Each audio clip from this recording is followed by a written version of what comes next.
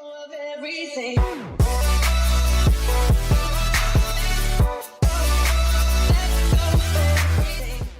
Welcome in to the Thomas Fitch Sports Show 24/7 live edition. We are live here in the Texas Student Television studios. For those of you who are watching live on watchtstv.com and don't know what this is a weekly podcast done by me, Thomas Fitch, just kind of going around talking a lot, focused mostly on Texas sports, but also other sports around the nation.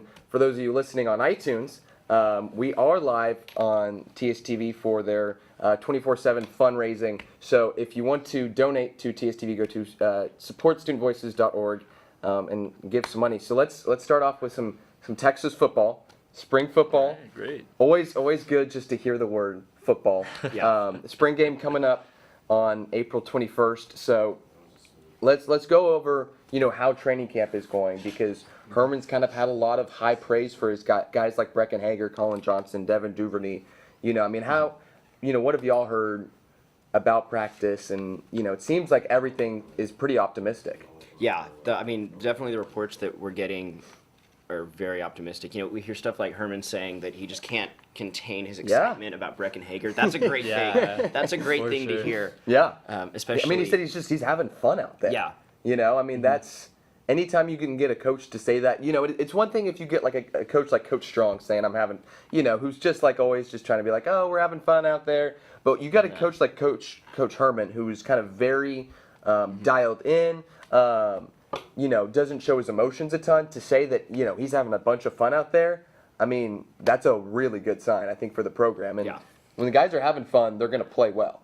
Yeah, I've also heard from one of Tom Herman's press conference that everybody is getting extremly strong. Yeah, that's a theme we had last ridiculously year too. strong. But you add year 2 of Yancey McKnight. I tell you, that dude is higher. for real.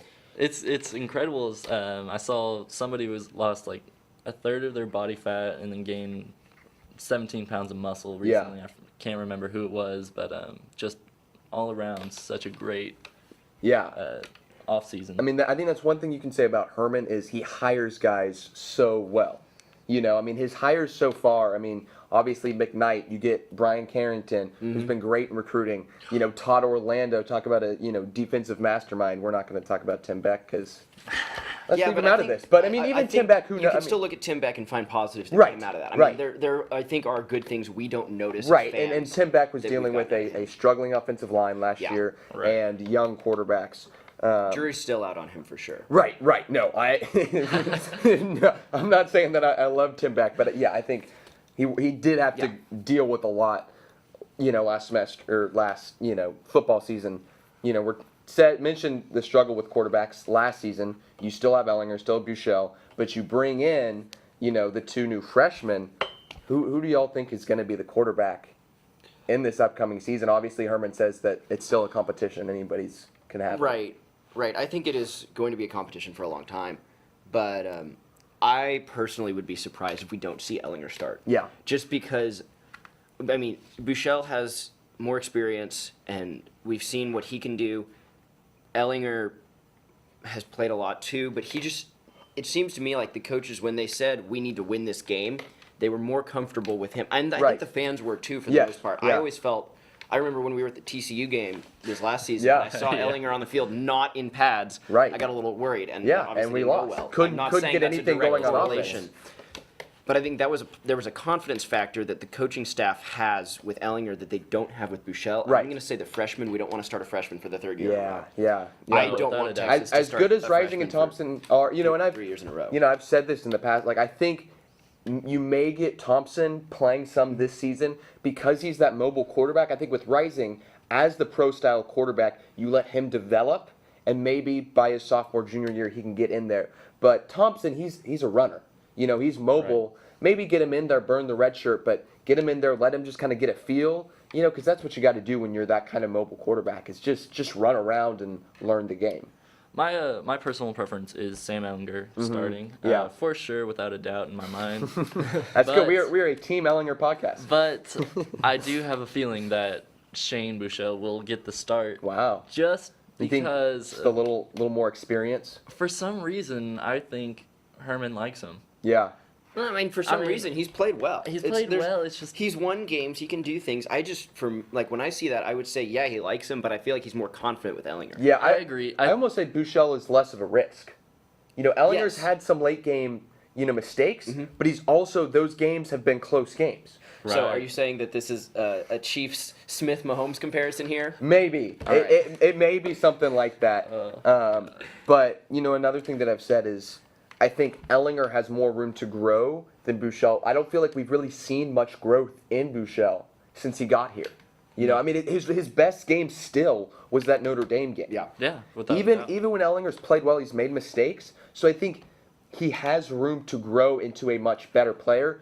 Maybe he doesn't, but I think he has that potential, and I think the coaches know that. But Herman says he's been pleased with both of them, which is a good sign. I think good. the competition always is gonna, it keeps you from getting lethargic. It keeps you kind of motivated in a spot where, in every other spot on the field, there's usually so many guys there that there's always some sort of competition. But with quarterbacks, Right.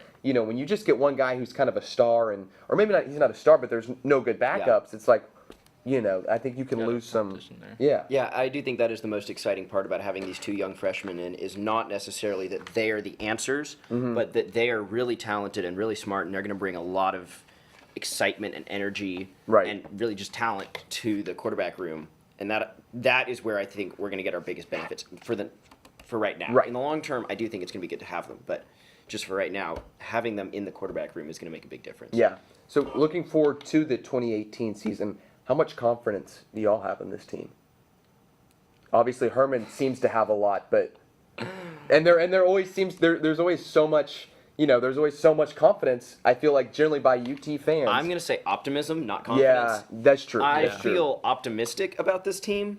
I wouldn't say I feel confident Yeah. about this team, just because I hate to say it, but I've been disappointed by Texas sports a lot.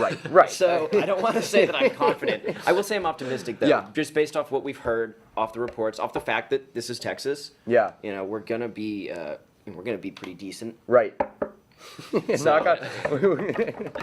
Knocking on wood. So, yeah, so optimistic, but I wouldn't say confident. I will probably go to football games next semester. Yeah. And feel like there's still a very good chance that I will leave very disappointed.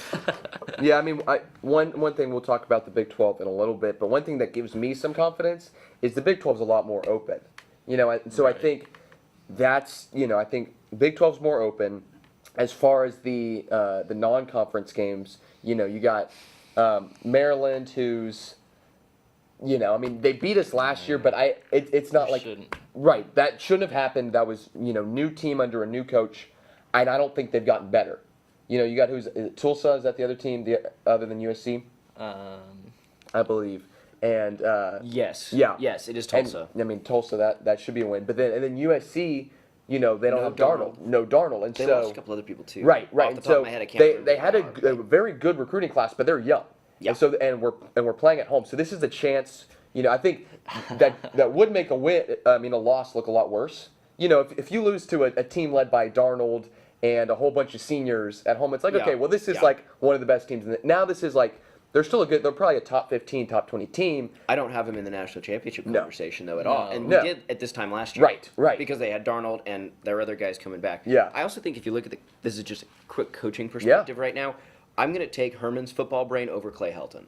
Oh, yeah. I mean, Helton, Yeah. great coach. I'm glad he got the job. I wanted him to Mm-hmm. get that job. I thought that was the right decision to maintain to keep him there. Yeah. But I think if we're talking football IQ, I'm going to go with Orlando and Herman against Yeah. Clay Helton. Yeah, I like For that sure, matchup. without a doubt. I mean, the guys that Herman, just coaching under Urban Meyer, and even as a grad assistant under Mac Brown, he's learned from the greats. Yeah. And so, I think he has that. He has that.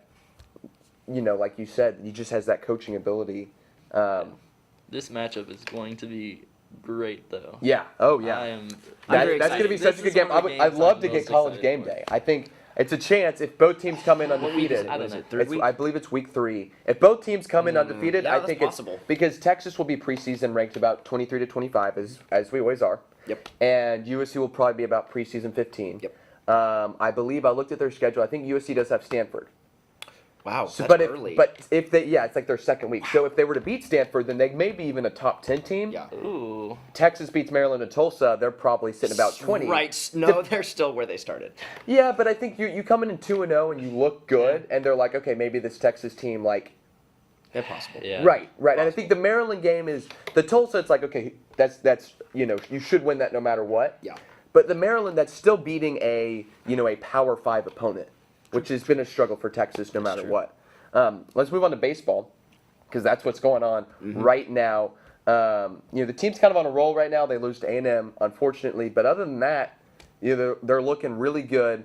Some of their they have 13 losses right now, but a lot of those losses, their series losses, were to LSU, Stanford, and Arkansas, who Great are now teams. ranked. LSU's 24th, Stanford is 2nd, Arkansas is 3rd. So, it shows maybe Texas doesn't belong up in the Right. top 10, but they have the experience of playing those tough teams, and those losses look a whole lot worse. And so I think it's a young team. I think For sure. especially a lot No of doubt. the offenses. A lot of our pitchers. And Pitchers are that's very a young. place where we've really struggled is pitching. We've it's completely different from the Augie ball we used to see. Yeah. It is putting up 10. It's weird being down like 5-2 and being like 5 is not going to win the game. It's going to be whoever gets to 7 or 8 points first. It's truly Big 12 baseball. Yeah. Big 12 football has come to baseball. What is this team's kind of ceiling or floor, as there's 4 series left, or 4 Big 12 series, 5 regular series season I do series? think they have a great high ceiling. Maybe not for this year, but for the years to come. Yeah. We've got Zach Zubia is just one of my favorite players on Yeah, the team right redshirt now. freshman. Just a He's- hard hitter. He can I take mean, it deep. He's gonna be a great leader, I think, in the future. Yeah. For sure. We got the Clemens brothers, of course. Or but Cody. Cody now. Yeah. But I think we got a high ceiling. Yeah, I mean, the surprising thing in the Big 12 is how poorly TCU That's true. has played. I mean, they're right now they're 5th. When is that matchup coming up? Next TCU, week? I believe TCU We're is hosting at some point. TCU is the last. Oh, never that's the mind. last series. So that is home. But I mean, TCU being 5th in the Big 12. Really, I mean, you have OU is 8-1, Oklahoma State 7-2, Texas is 9-3 in conference, and then below that is Texas Tech at 5-4. So you kind of have a big gap between the top 3 teams and everyone else. That's true. And so I think if Texas can get to probably either 1 or just 2, finish 1 or 2 in the Big 12, I think that secures them in the tournament. Yeah. And, I think it gives them, I think they would be a 2 seed. I think if they win the Big 12, they have a chance at being that 1 seed and hosting a regional. Yeah. But I think more than likely they're a 2 seed in the tournament. But It's gonna be hard. Yeah. It's gonna be hard to knock off Oklahoma. That Yeah. seed. They're playing really well. and even year where TCU struggling, Tech hasn't played well in conference despite kind of the preseason hype. They're still really good teams with a lot of talent, and we're still a really young team. So you still have to deal with that. But I do. I mean, I like the development over the last couple weeks. I think it's definitely been an improvement. When Absolutely. a couple weeks ago we were saying like, this is like, what's going on? This team is really struggling. Like they're young, but still, But David Pierce has done a great job. True. Kind of pulling this team together, pulling the young, and that means this team's going to be good for years to come, which is good because we haven't had a Texas baseball dynasty in a while. So, No, I mean I do like the way this team plays, and part of the nature of baseball, but Right. because it's a streaky team, yeah, I do think that if we get on the right foot with the tournament, this is a team that can really do some damage in a Yeah. tournament style play if they get hot. It's just a question of if they get hot, and if, of course, there's a better team that knocks them out. yeah, But yeah, I agree. High ceiling, especially going forward. yeah. All right, so our last thing we're talking about is Texas men's basketball. There have been a lot of departures. It started with Jacob Young, but then you have, and obviously Mo Bamba went to the Yeah, draft, but that was no course. surprise. But Jacob Young, James Banks, Eric Davis deciding he's going pro. Yeah. Corwin Roach, he declared for the draft, but he hasn't hired Right. an agent. So I think, obviously, I'm counting him back. I'm counting him back as well. But Really? I think Roach is he has a lot of potential. Yeah, He's a I great agree. defensive player. he still struggles on offense, but he's made a lot of improvements this year. But if I'm an NBA owner, I'm looking at him and I'm saying, I want one more year. Yeah, give him one more year one more of year. That's development true. because Because he's he a has great grown a athlete. lot. Great athlete. He has some growth. Give him one more year under Shaka, and I think he could develop into maybe a late second-round pick where he could kind of be a sleeper, just kind of a a really agree good with that. defender in the NBA. But the other departures, do those kind of worry you about the program? Okay, well, Eric Davis was already lost. Yeah. I mean, he doesn't really count. Yeah, I don't think we yeah. were going to get him back anyway. No, So no. that's just him making the right decision for Yeah. himself. Obviously, Mobamba, we were prepared for that. Right. The James Banks, Jacob Young losses, those They're not huge. they're not irreplaceable. You lose some depth, and That's where it hurts. Yeah, it hurts depth, but you look at the guys you bring in. You bring in 2 4-stars in Gerald Liddell and Kameka Hepa, 2 3-stars in Jackson Hayes and Brock Cunningham. But I mean, so you get, and it's 2 power forwards, 2 small forwards. You kind of get, you're kind of just getting a couple forwards. Right. But we have some guards with Matt Coleman. There's also talk of Albany guard transfer Joe Cremo. Yep. Cremo. We struggle with names on the show, but we'll find out if he comes. If he comes to Texas, I'll learn how to say his name. But he's a shooting guard, so you could get some more guard depth to go there. But Coleman's developed well. I do think the biggest need is in the big men, because the only big men we really have right now is you have Sims and Ozakowski. I really like the way Sims has played. Good improvement, but again, do you need have them depth. playing 4 and 5. There's nobody else, but now you bring in 2 power forwards. However, that means that you're going to have a lot of freshmen playing. Well, I think we've kind of become that type of program. Yeah. I hate to say it, but I really think we are going to be a young program all the time, just because. I think at this point, Mo Bamba is not a Shaka Smart player. Matt Coleman, Jericho Sims, those guys, those are Shaka Smart players who get developed, over 4 years. Yeah. And have a good senior season, and then maybe go into the pros. And that's because that's what he did at VCU. Is he developed guys, and he would get some 3 and 4 stars. But Texas is not VCU. Right. And so you Texas can get some bigger players. Recruits, Right. in a way that you really couldn't get at VCU. Right. Right. Right. But- So if you take the VCU level of development of not good guys, and you take these much better guys, hopefully, we should see some improvement. Obviously, there was a lot of people who said fire Shaka, and I think that's the dumbest thing you could say. You've got a segment on that. But I do. I have I have a nice little rant on that. But this is a big. Shaka has to win this year. Absolutely. Absolutely. Again, like football, the Big 12 basketball, conference is wide open. A lot of seniors leaving, so a lot of opportunities. I think in the Big 12 to maybe not necessarily win it, but at least finish. I think you got to finish top 3, and you got to win a tournament game. That's the cutoff. I'm going to say the conference standings aren't as important as winning a tournament game, because that's what he hasn't done. Obviously, this is a tough conference, Yeah. and Texas is not an elite basketball program. Texas is not an elite basketball program. So, finishing at the top of the conference is not necessarily a given, but you got to win a tournament game. Yeah.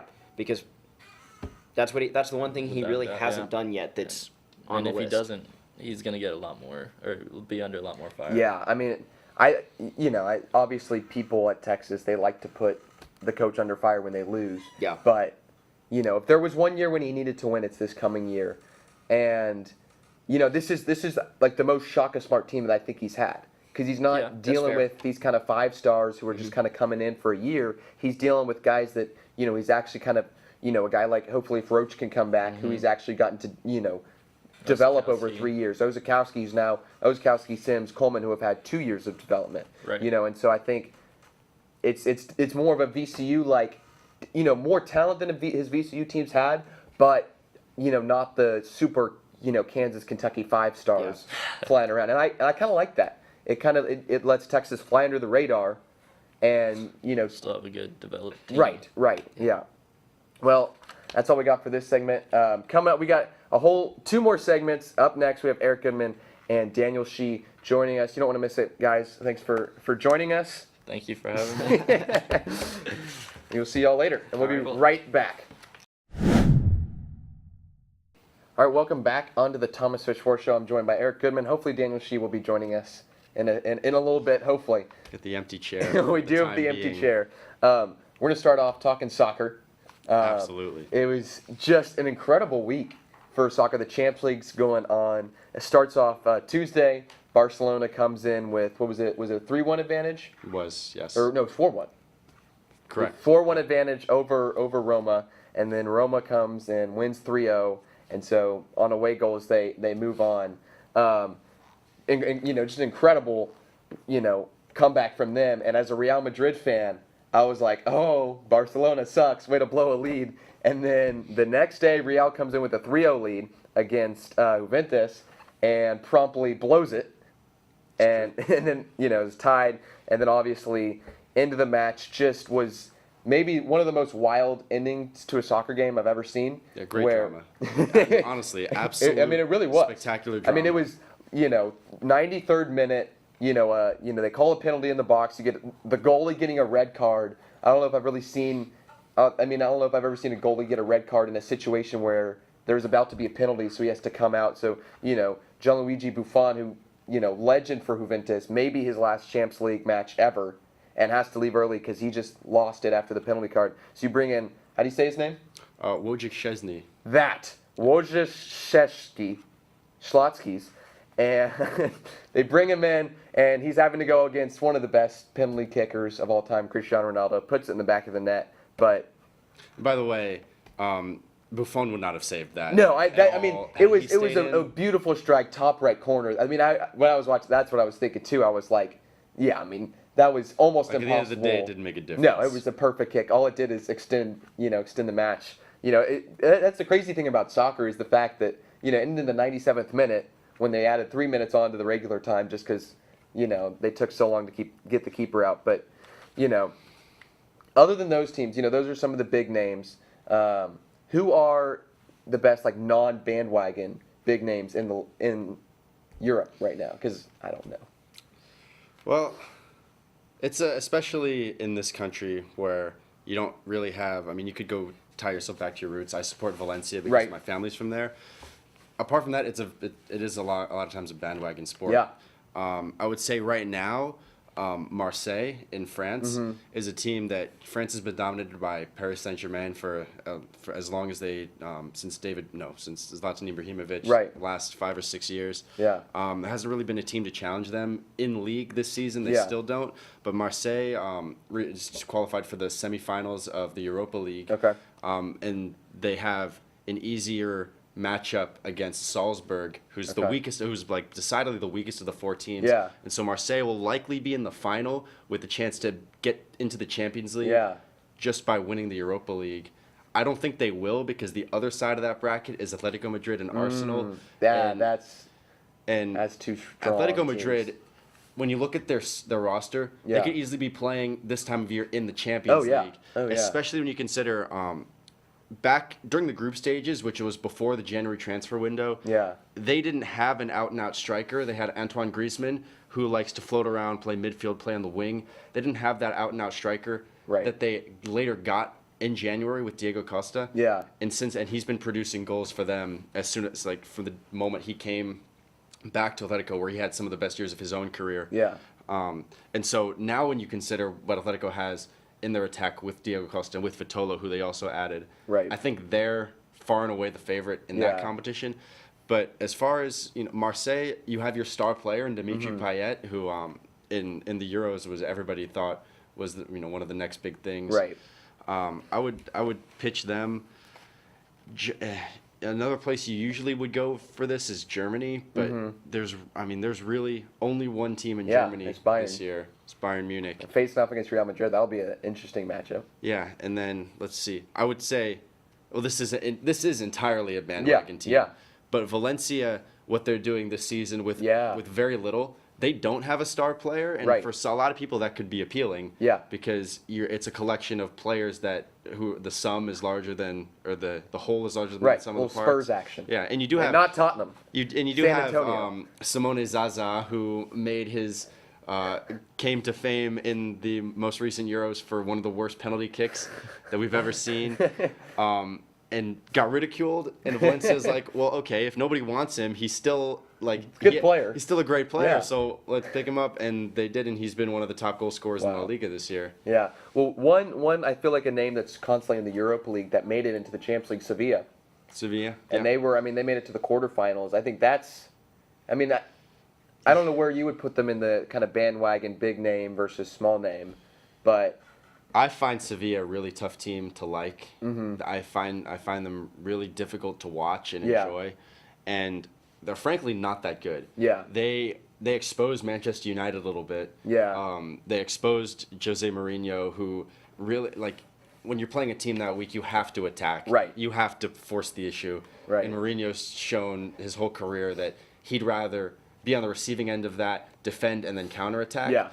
And when you do that, unless you run the risk if the other team has the possession. If you let them have the possession, you run the risk if you slip up even once, then you're down, and then your team is not prepared to then go on the front foot Right. and reclaim that lead, which they couldn't do. Yeah. So I think Sevilla found a great matchup in Manchester United. Yeah. They gave Bayern Munich a challenge Right. over 2 legs. Right. The last leg ended 0-0, so they kept Yeah. a clean sheet. Yeah.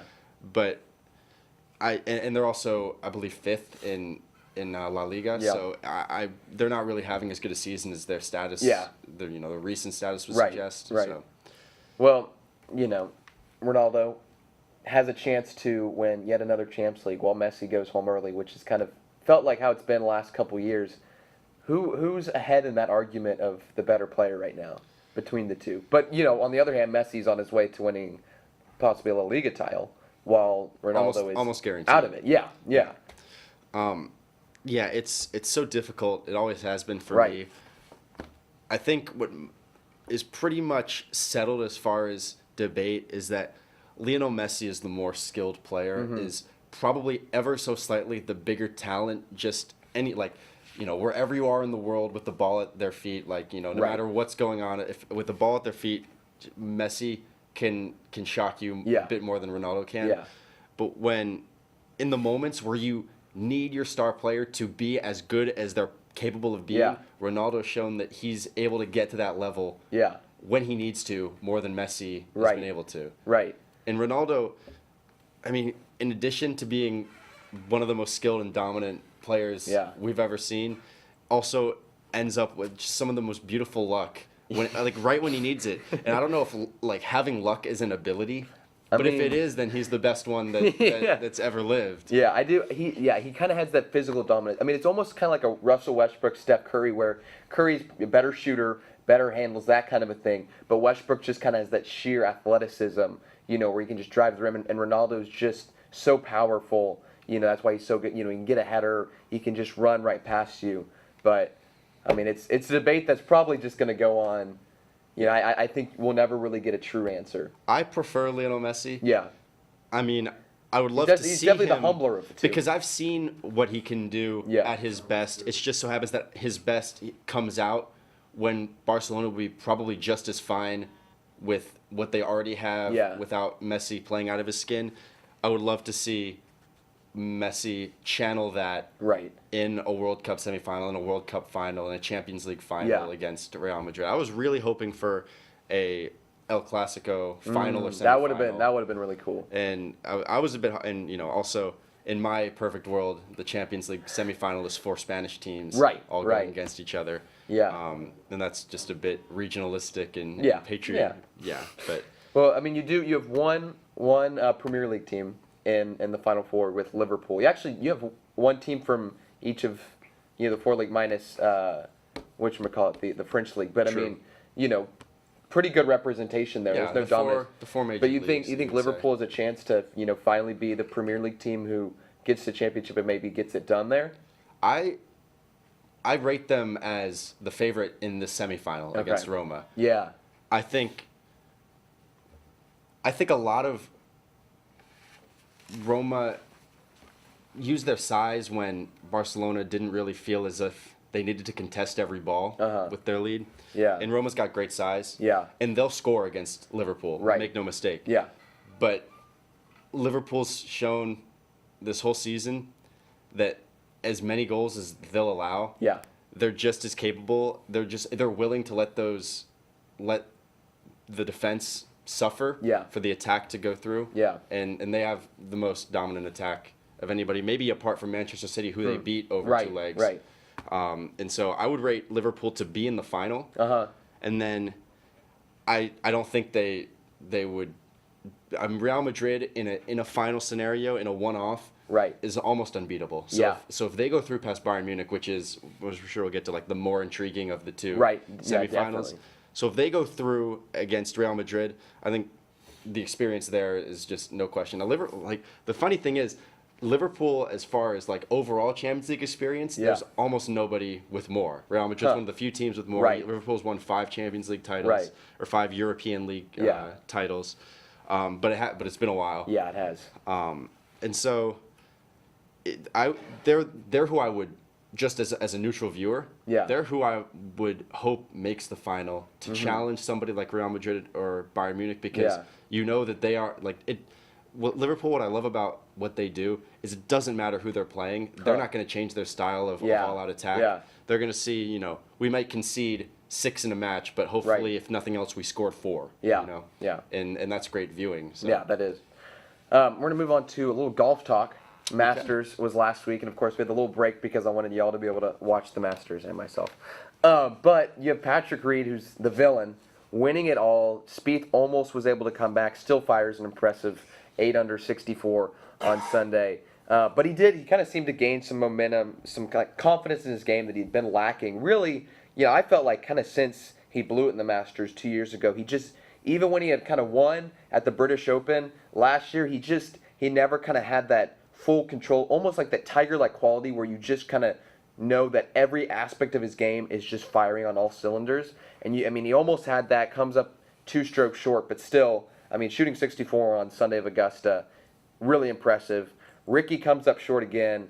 He's 29. Maybe the prime of his career. It's kind of hard with golf. What is the prime of your career? Because it's more than age. It's about whenever your swing's the best. But the question has to be asked is if he can ever win a major. Ricky Fowler? Yeah. I think so. Yeah. I don't. The hard. You see with so many guys like Matt Kuchar or Sergio Garcia for so long, it's just so hard to get over that mental hump of winning it. And we saw Patrick Reed do that, but that's why you see so many guys who just kind of blow it down the stretch. Greg Norman did that all the time in the 90s, just blowing it down the stretch because it's such a mental game. But getting one, I think we could see this with Patrick Reed. Once you get one, there's a chance you kind of get that confidence and you can just go on a roll. And so that's something to watch with Patrick Reed. And I think if Ricky Fowler gets one, I think there's a chance he could win a whole bunch of them. But I don't know if he can get one. We'll have to see. Obviously, we have to talk about Tiger. We do. One last topic of Ricky Fowler, though. Yeah. If there's anything that's going to hold him back, and I don't think much will, I think he's going to be, at least one of the next 2 years. Yeah. The next 7 major Yeah. champs, I think he'll win one of them. Yeah. Because he's not shown any kind of mental weakness Yeah. when it comes to that pressure That situation. is very true. I saw him personally in the Players' Championship, which Yeah. is as high a pressure as you can get Right, without a major, right. at the 17th hole, which is one of the most high-pressure So holes daunting. in golf. So daunting. He birdied that hole 3 times in Yeah. one round. Yeah. Once on the actual 17th Right, hole, and then twice in the playoff. Yeah. And it doesn't get more mentally No, tough than that. he is. You talk about in control of your of your emotions. Just a really good guy as far as sportsmanship. After the round, they showed him he was waiting out by the clubhouse to congratulate Patrick Reed. Whereas you have other guys who, if you watch John Rahm when he was kind of in it, he was 2 back, and then on hole 15 hits the ball in the water, and you could just see it. He slammed his club. He just starts yelling profanity. You see with some guys when they lose it, they're gone. Yeah. And even a guy like Spieth, who is fairly in control of his emotions, you can tell when he's not in it. Ricky is, I think he's one of the best on the whole PGA Tour of managing that. So I do agree. He hasn't won one, but he is good at managing his emotions. So I'd love to see him win one. But a guy who has won a lot, Tiger Woods, he never had it this whole week. Which, it's okay. He's only been back for 6 months. Right. And he's still rusty. He's also in his 40s, and so you can't expect to be competitive week in, week out. I think. But there was that expectation. Right. Right. Everyone from Las Vegas to the people that we were. For the longest time, he had the highest odds in Vegas. We were out at the Del Match Right. play which I think was it 2 weeks before the Yeah, it Masters? was. And like Tiger wasn't in that field because he's not one of the top 68 players because he's been out for so long. Yeah. But everybody was talking about like, wow, man, if Tiger was here, like, and Tiger's gonna really contend in the Masters. People, I mean, I don't know if I'm just more of a skeptic of Tiger as his whole career, and he was never one of my all-time favorites the way he was for a lot of people. So I was like, what is he showing you? What have you guys seen that I've not seen? Because I'm not seeing Swing speed. Swing speed, all right, maybe, but he does look a whole lot healthier. Like I will say that. In the past, even when he's been back, like before he's kind of got re-injured, he just hasn't looked 100%. He actually does, like his swing looks 100%. He's just being able to kind of hit whatever shot he wants.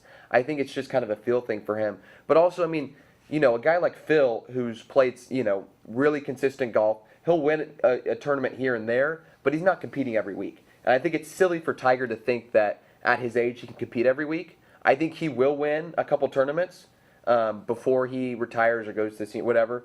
I think he can still win some majors, but I think he's not going to have the dominance that he had, and he's not going to have the dominance that the younger guys like Dustin Johnson, Justin Thomas, Jordan Spieth have right now. you still think he'll win a major? I think I wouldn't set it in stone, but I think he could win a major. It's just there's so many because we're talking about Ricky Fowler, like about he's a lock for one. Yeah. Jordan Spieth's a lock for more. Yeah. Well, Sergio Garcia will always be up there. Yeah. There's so many, and Justin Thomas. yeah, too. there's so many good golfers right now. There's more that you would say like, well, who like Tiger's gonna have to beat a lot of guys. Yeah. Back when Ernie Els was guys like Ernie Els were some of his biggest competitors. It was very plausible for the 3 or 4 that could have challenged him to just not be on that week. Right. And now you have 9, 10, 11 that if they're on Rory McIlroy, it would take, I think, so many of those guys being off their game at one time. Yeah. And you're just playing the odds at that point. Yeah, I mean, I brought this up on the show on Monday, but in the last 3 years, Jordan Spieth's the only person with multiple major titles. I mean, it's just every major is a chance for somebody to win one. That's going to do it for this segment. Coming up next, we have Henry Corwin and Sean Mapes. Eric, thanks for joining us. Pleasure. It was awesome talking some golf and soccer. We'll be right back.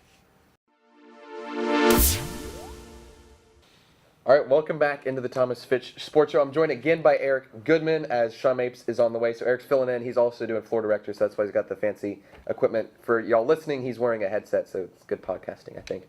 Also joined by Henry Corwin. He is supposed to be here right now. I am. Just very happy to be here. And we're doing the ever-popular segment, Professional Takes, where we take a bunch of kind of topics from talk shows, and we just talk about them with minimal preparation. Let's do it. So let's get started. A couple football ones before we get into basketball. Would Lamar Jackson be a good fit for the Patriots? Some have been talking to him about him maybe kind of into the first round going there. Be such a difference from Brady. It would. It would no. be. So no is my answer. Yeah. Well, I would say if someone like Belichick thinks he'd be a good fit, then for me, he'd be a good fit. Yeah. Because it seems like Belichick always knows who the good quarterbacks are, and I think Belichick, any quarterback he takes, he's shown that he can develop them into his system as well as, and even outside our system because Jimmy G, he went to 49ers and he was spectacular the rest of the season. Yeah. So, I guess so. It's Bill knows all. That's true. I do like that. If Bill takes, it's kind of like the Spurs. The Spurs take a guy. If the Patriots take a guy, they see something in him. Here's one last thing. Yeah. Lamar Jackson would need better talent as far as receivers and running backs than Brady's had. That's true. So if the Patriots keep their same roster structure, Lamar Jackson's not going to succeed. Yeah, I agree. All right, next and last football question. We've kind of right before the show got some rumors that the Cowboys are likely to release Dez. The original question was, is it a mistake to keep him? Now we've had to change it to, is it a mistake to let Dez go off the Cowboys? Well, I would say yeah because it's. The Cowboys. Who else do they have a receiving core? Really. Cole Beasley. Yeah. It's not a bunch of big names, but I think the thing about me with Dez, and I feel like, and I've kind of heard other guys talk about this. It just kind of felt like he came in the league so good already that he never kind of felt a need to improve his game. and so he kind of got lazy with it. And that's, I mean, he's just Actually, you're right. has he shown much development from his rookie season? No, but that could be as much on coaching. Yeah. I mean, it's coaches get paid to improve the That's players. true. And also, we were talking about Ronaldo. Yeah. Or we're talking about Messi. Yeah. Being great in spurts, but not really when his team needs it the most. Yeah. I think the same with Des Bryant. Like, Yeah. if they're playing the Browns, if they're playing the Jaguars, Des might score a hat trick of touchdowns. Right. You know, get into a playoff game against the Green Bay Packers, and Drops the ball. and they drop the ball. The thing is that I feel like it's really hard to find talent Yeah. at running back and wide receiver. That is true. But I think the step down in talent is much less significant than the step down in price that the Cowboys can get as far as a replacement value, because Des Bryant has underperformed his contract. Yeah. I think for since it was he re-signed with the Cowboys. Yeah, that is true. Yeah, and I guess wide receivers, when you think about it, they're not like they specifically can't really, like a wide receiver can't like take over a game really. Like it's not like in basketball where like a superstar can take Right, over a game. It's right. not a pitcher, like the value that a wide receiver has on his team as a whole, like I guess it's not. It like, improves super it, but high, yeah. Just because the nature of the sport. Right. It's quarterback is what really. Right. Yeah. You know, talking about basketball, we're going to move on to basketball. We'll start with this question. You know, Russell Westbrook came into the last two games knowing he needed to have averaged 17 rebounds the last two games to average a triple-double for the second consecutive season. And he does that. He gets 18 rebounds and then 20 rebounds. Does it with ease. But, you know, it's kind of felt like you know, last year everybody was like, oh, he averaged a triple-double, give him the MVP. And this year it's like, oh, he did it again. You know, I mean. Yeah, I have a strong opinion Yeah. about this. Okay, so when you talk about that, I think what this season has taught you is that MVP is really not about the most valuable player. Yeah. Last season, Russell Westbrook averaged a triple double, and the reason everyone gave him the MVP is because he averaged a triple double. Well, this year he did the same exact thing. Yeah. His team won only one more game than Yeah. last season, and yet With he's going to better finish players. Exactly, and he's going to finish 7th or 8th in the MVP voting. Yeah. So what I don't understand, to all you people who said Russell Westbrook averaged a triple double, he should be the MVP last year. Well, why should he not be it this year? And I think this shows you just the type of player Westbrook is. In that, in the last game, he's obviously. He's not wrong for not caring about his stats, but Right. he really went out of his way. And the thing is, whether he gets 16 rebounds or 13 rebounds in a game, why does it matter? It's just a number. Whether he averages 9.8 or 10.2, there's really no difference. It's all about, just because it reaches double digits, that Yeah. makes it such a big deal. I will say the Thunder, I don't know about this year, but last year were statistically much better when he had a triple double in a game than without. So there is some of that he's improving in. And last year, I mean, you saw when the second Russell Westbrook went off the court, I mean, the team, you know, went down 10 points or whatever. So I think last year he definitely, at least to their team, was the most valuable. I mean, so much of them the most valuable player. This year, because they added Paul George and Carmelo Anthony, you take them off and they still have other stars that they can, you know, that can score.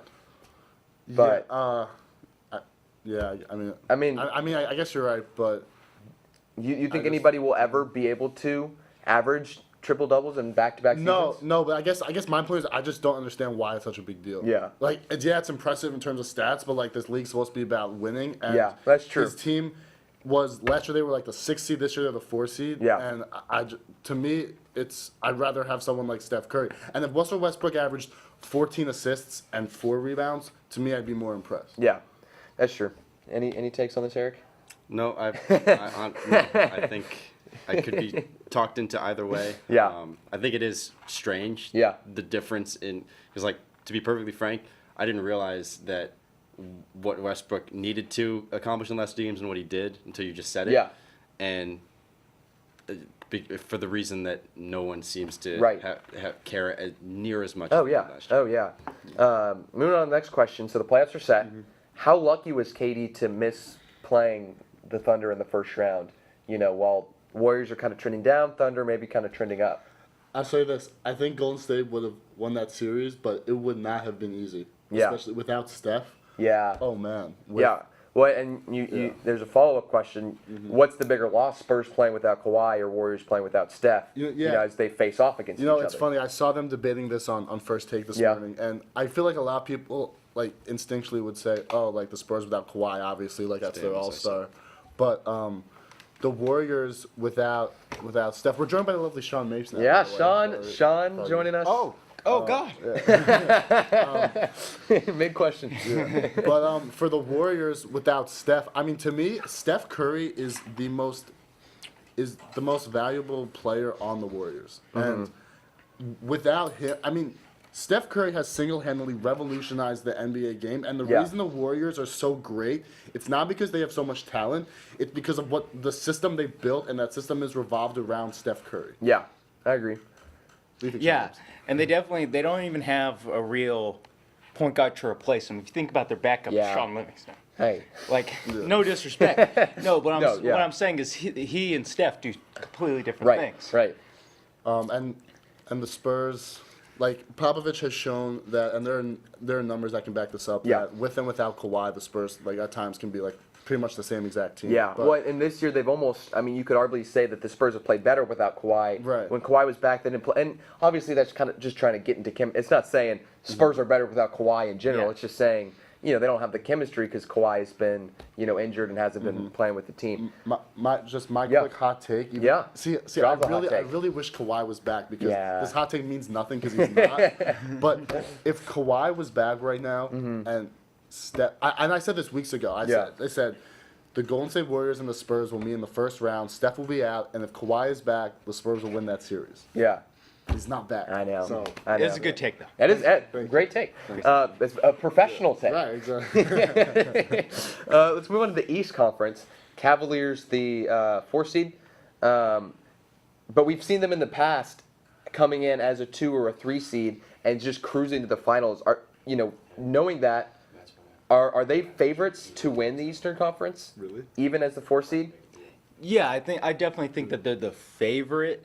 I wouldn't say that it's like, because they probably have like a 30% chance. Someone else has like a 25, Right. 30. Like they're not like overwhelming favorites Okay. like they have been in the past, Yeah. where it's like, why are you even playing these games, man? Yeah. But I definitely think that they're the ones that most would expect to make it. Because I mean, at the end of the day, you still got LeBron, right? That's really all it is. That's all the analysis ever is. It's like, You got LeBron. well, they can't play defense, and I don't know who their starting shooting guard is, but I mean they got LeBron, Right. So and that's worked for them in the past. and Tristan Thompson, he's, off the court issues. yeah, he's a dependable player, dependable person.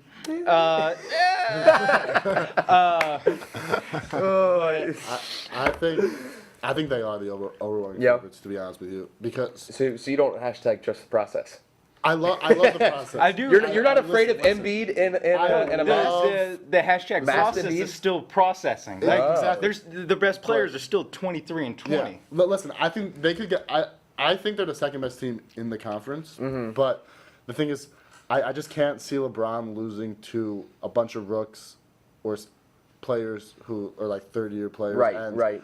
I can't see LeBron losing to like Kyle Lowry and DeMar DeRozan. Like Yeah. they're great players, but I think the can't look Raptors back have a and say- chance. I think this is Yeah, the but- best Raptors chance. I mean, that they've had. definitely their best chance. But I mean, a couple years ago when Pacers were number 1 seed, everybody said, "Oh, this is a good Pacers team. They can knock off the Cavs." Same thing when last year with the Celtics as the number 1 seed, and the Cavs, easily make it to the I finals. feel like that's different though, because we've seen the Cavs like been straight up like bad this year. Yeah, Like, that's true. I mean, and the games that they win. I mean, even in the past years they've been like a 2 seed. and even the Raptors, the Raptors games that they've played. Like there's that one game where they go 79 in the first half, Yeah. and then won. It's like good for the win, Yeah. but you still didn't prove that you can like actually step up to these people. It Right. proves you can just make a lot of shots and LeBron can't be guarded. Yeah. I'm actually glad you brought up the fact that like last year everyone was like, well, Boston's number 1 Yeah. seed years before the Pacers, like so good, and so it seems like every year teams are like, everyone's like, oh, like LeBron better watch out, like the Raptors are good, the Celtics are good, yeah, and then LeBron just cruises through them because LeBron is just so great. Yeah. And then they're like, oh, the East is just So is good. just weak. He's so no, good. No, it's because LeBron is just incredible. Just had to throw that One in. of the best. The One the goodest player of this generation. Yes, he's the most good player. Yeah. Speaking of the Celtics, now they're without, Kyrie gets injured following, and Hayward's been injured all season. Are their shots at a title just completely gone at this point? Yeah, they don't have a chance. Thanks Yeah. for playing. They probably will lose in the first round. Yeah. I mean, I will say playing Brad. Milwaukee, right? Yeah, I will say Brad Stevens is a good coach. So Yeah. they'll win games that they're not supposed to win. So this could be their Butler year. They could be a little Cinderella. I mean, if Cinderella is like losing in the second round to the Sixers, then yeah, they could really go on a run on this one. They can win like 5 games in the playoffs. I think their first round series could go 7 games, and I think they could lose Yeah. to Milwaukee. Yeah. Yeah. Because Yeah. Milwaukee's gonna have the best player in the series. Yeah, Yes. and the Bucks aren't So- great, but again, just the Yeah. power of Giannis and Eric Right. Bledsoe, like Yeah. Yeah. Let's head back over the Western Conference. Which the top 2 seeds, Rockets number 1, Golden State number 2. Which of those teams have the toughest road to the finals? Okay, so who's the So 3 seed? The 3 seed is the Pacers or the Blazers. Blazers. Yeah. So yeah. wait, so Houston would play the winner of 4 and 5. 4 Yeah, and 5, that's which is OKC. Thunder Jazz. Okay, and then Golden State would play the winner of Portland and New Orleans. Yeah. Oh God. See, it's I'd say- hard. I would say It's tough because like that. Yeah, the I- 3 through 8 is just. And I think that the Spurs have a chance at least giving the Warriors Yeah, like a run for their money. A run. Yeah, like, at least they- 6-7 they might games. win At least just tire a them game out. or two. Yeah. Yeah. I think the T-Wolves. I don't think they're gonna Yeah. be able to compete. No. Just if you look at it's something as easy as they don't play defense. Yeah. And they don't shoot threes. Right. So and the Rockets do both. Like the Right, Rockets are right. top 10 defense and like one of the best 3-point Oh, shooting yeah, teams yeah, ever. yeah. So they're just gonna get outscored from the 3-point line by like 21 every game. Like if the Rockets make 7 more threes, that means they win the 3-point line by 21. Yeah. Yeah. So they have. So now you're depending on these guys to make up the 21 points. So you think just kind of by the first round? Yeah, But just I- by the first round, I think I'll go Warriors. I'll say this. I think the Jazz are one of the best teams in the Western Yeah, Conference. for sure. I think they may be the 3rd best team. I mean, they lost to the Trailblazers Yeah. to end up, but they finished the season really well. And I remember definitely, thinking, as a Spurs fan, I don't really want the Spurs to play the Jazz because they're coming. Granted, I didn't want to play the Warriors either, but I mean, I think Houston having to play the Jazz in the second round, and Houston being a team who's known to kind of choke early. And granted, I think they have more experience on their team. They bring in Chris Paul, but and still, they're just better. But again, I think experience wins in the playoffs. And the Jazz don't have a lot of the Jazz. experience. Their offense depends on Donovan Mitchell. and Like a rookie in the But- playoff. It's that if OKC wins that series, I mean, I think Houston. If I was Houston, I really don't want. I'd rather play either Portland or New Orleans in the second round than Yeah. OKC. Yeah. So, I will say though that just for the Warriors perspective, Yeah. the Pelicans are like a problem for them. Yeah. They just like Yeah, who guards ma- Anthony matchup, Davis. Like yeah. it's just that thing Yeah. of like Yeah. All right. Last question. Who wins it all? fine. Me first? Go. You go Yeah. Go first. for it. Okay, so I think the safest pick is the Warriors. It's Yeah. just if they can get past the Spurs and Curry comes back, and they've proven that they can beat the tar out of the Trailblazers year after year. Yeah. And they, even if they face the Pelicans, I just said and Davis is a tough matchup for them. But if they get Steph back, Right. that becomes then it's Steph versus Rondo, which is a tough matchup for the Yeah. Pelicans. Yeah. So, and then the Rockets. I get why I'm a Rockets fan, y'all, but I get why people are skeptical. Right. If you just look at the team, 65 wins, like top 3 offense, top 10 defense. Yeah.